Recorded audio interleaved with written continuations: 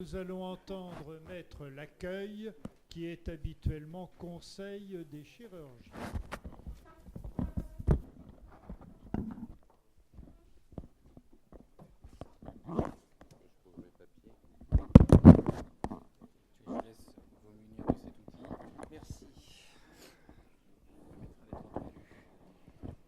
Ça marche, ça?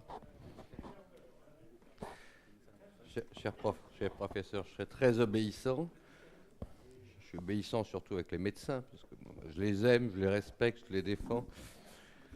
Vous allez voir que le ton n'est pas le même, même si personnellement, je sais que mon excellent confrère mort vous aime beaucoup. Mais moi, je suis avocat de chirurgien. Donc, ma position est subjective. Je suis là pour défendre les chirurgiens. Pour autant, il me semble que cette posture que je défends jour après jour est aussi celle du bon sens et de l'humanité. Et j'ai la sensation, peut-être paranoïaque, que je me bats contre un système qui veut plus de responsabilité pour les au profit prétendument de ce que certains appellent les usagers du système de santé, j'appelle les patients, mais qui, au bout du compte, va se retrouver sur les épaules des dix patients. Le mécanisme, me semble-t-il, qu'il nous faut combattre, c'est le mécanisme d'une surprotection perverse, qui fait qu'au bout du compte, les patients vont porter beaucoup plus sur leurs épaules, alors que nous, vous, professionnels, médecins, chirurgiens, assistés de vos conseils, vous allez, même si ça prend du temps, que ça coûte beaucoup d'argent, vous mettre à vous protéger, in fine. Par contre, les patients, eux, ne sont et ne seront jamais des professionnels, et c'est sur leurs épaules que vont porter les aléas, la tension psychique, et j'en viens là au cœur du débat, par exemple, de la formation. Pour prendre un aspect, problème technique, merci monsieur, pour prendre un aspect psychologique des choses, une étude des anesthésistes réanimateurs, c'était SFAR, je crois, il y a une quinzaine d'années, montrait bien qu'une information très précise, complète, exempte de toute critique de la part de nos détracteurs, délivrée à un patient quelques jours avant l'intervention et comportant des risques mortels, et quelle intervention n'est pas avec un risque mortel, ne serait-ce qu'à cause de l'anesthésie, eh bien, accroît le stress, l'émotivité, et parfois peut provoquer ce risque qu'au départ, le médecin et le patient, évidemment, souhaitaient écarter. Il y a donc une perversion intellectuelle là-dedans. Je ne crois pas que toute l'information soit une bonne chose pour le patient. Je crois qu'il faut s'adapter, qu'il faut être mesuré, intelligent, humain. Et la chose n'est pas simple pour le médecin lorsque, dans le même temps, on fait porter sur ses épaules une responsabilité juridique d'information complète. Une responsabilité financière, puisque l'information, c'est un tournant, c'est 1997, avec le renversement de la charge de la preuve, je vais venir tout de suite, et cette nouvelle jurisprudence qui a désormais mis sur les médecins la charge de la preuve que l'information avait été délivrée, a provoqué une explosion judiciaire. Une explosion judiciaire. Les dossiers sont passés à peu près de 1 à 100. C'est une réalité, ne serait-ce que de mon cabinet.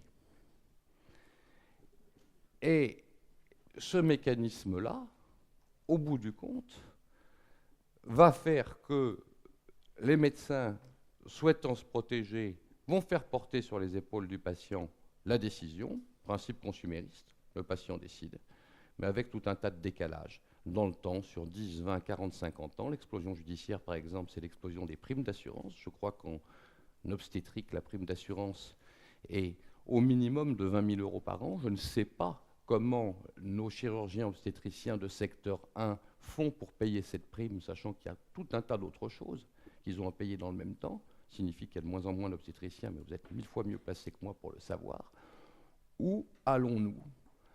Est-ce réellement au profit des patients? Je ne crois pas, puisque je crois que si on continue comme ça, dans 20 ans, il n'y a plus d'obstétriciens libéraux.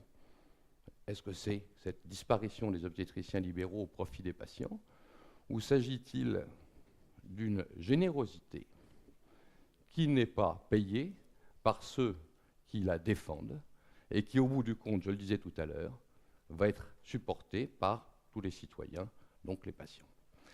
L'information, c'est 1997, non pas dans le fondement, depuis les années 40, effectivement, comme le président Sargos vous l'a dit, le médecin doit informer, mais 97, c'est le renversement de la charge de la preuve. Désormais, c'est au médecin qu'il appartient de prouver en cas de conflit qu'il a bien informé. Avant 1997, il y avait un procès entre un patient et un médecin. Le patient disait « je n'ai pas été informé ». Le médecin répondait « si, je l'ai informé ». C'était réglé. La jurisprudence disait le médecin prétend qu'il a informé, donc il y a eu une information. 1997, c'est cette révolution, cette mini-révolution juridique, puisque dans le même cas de figure contentieux, le patient prétend qu'il n'a pas été informé, le médecin dit « si j'ai informé, ça ne suffit pas, il faut le prouver ». Et c'est tout le débat juridique qui est loin d'être terminé, que nous avons depuis 1997, avec au milieu une loi qui est la loi Kouchner, mais qui n'est pas venue régler tous les problèmes, peu s'en fout.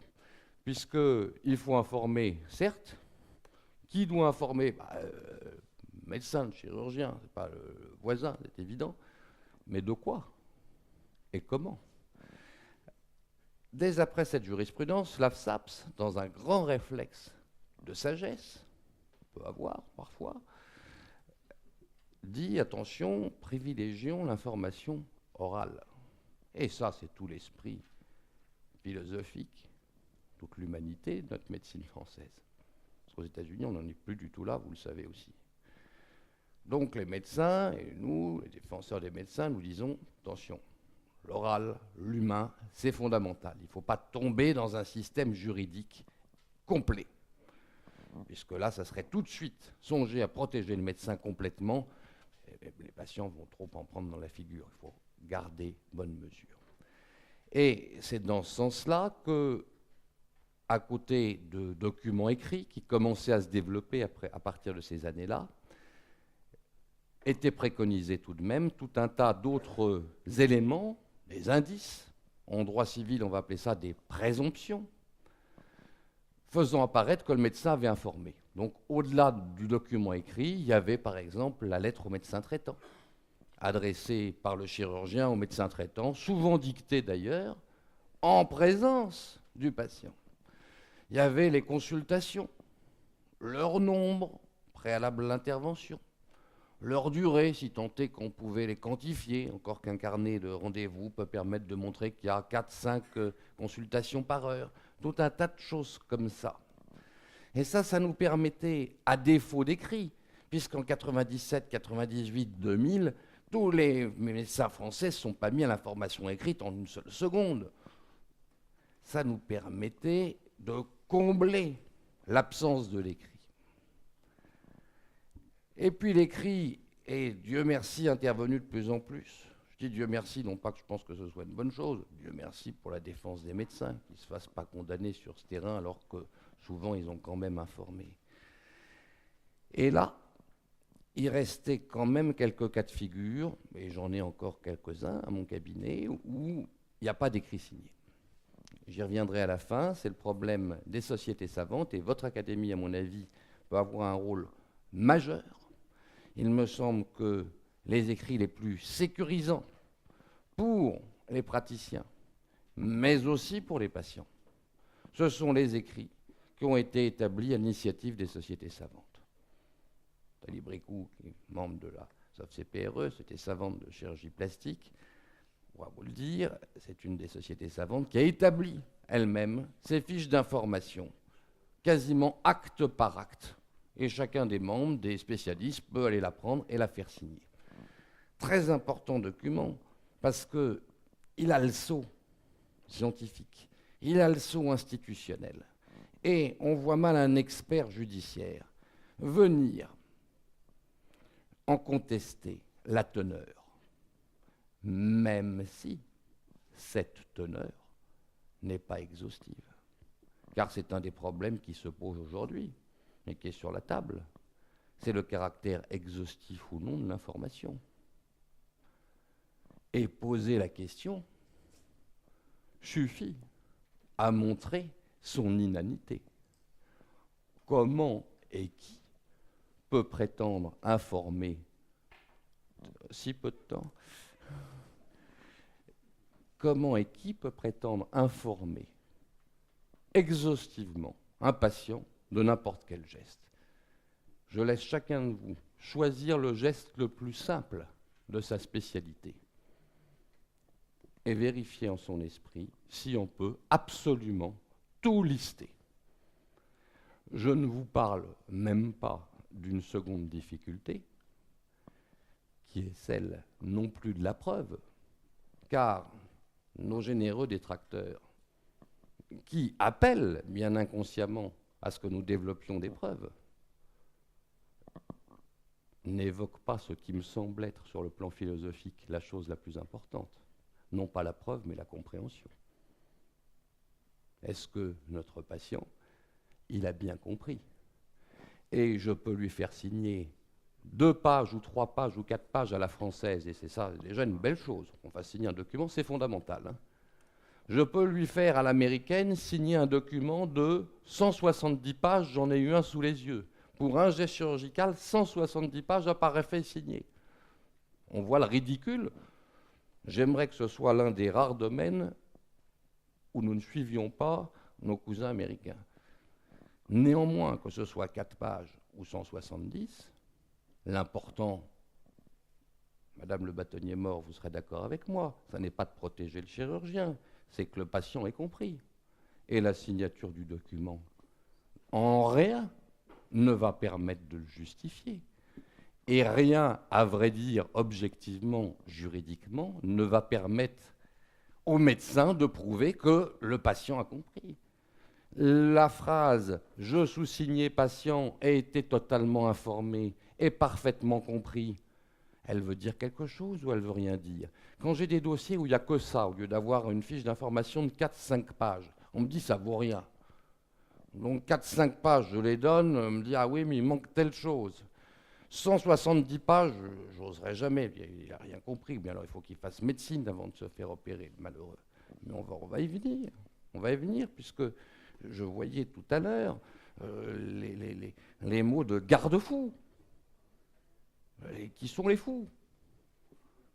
De qui garde-t-on les patients? Les chirurgiens ne sont pas des fous. Il ne s'agit pas de garder le patient contre la folie du médecin. Mon Dieu. Il y a une dérive qui est consumériste.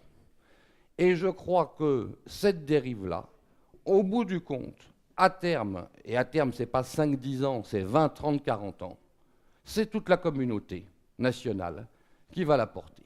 En ce sens-là, la médecine a un superbe rôle qu'on lui connaît depuis des millénaires, celle de soigner et d'essayer de guérir.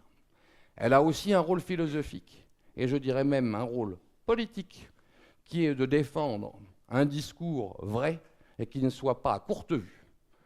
Et à propos de l'information, le discours vrai, c'est celui de la vérité, c'est-à-dire de la compréhension par le patient de ce qui se passe et de ce qui lui arrive. Et je pense que le juridisme forcené auquel nous sommes aujourd'hui contraints va à l'encontre de cette vérité. Monsieur le professeur, est-ce que j'ai respecté votre... Merci.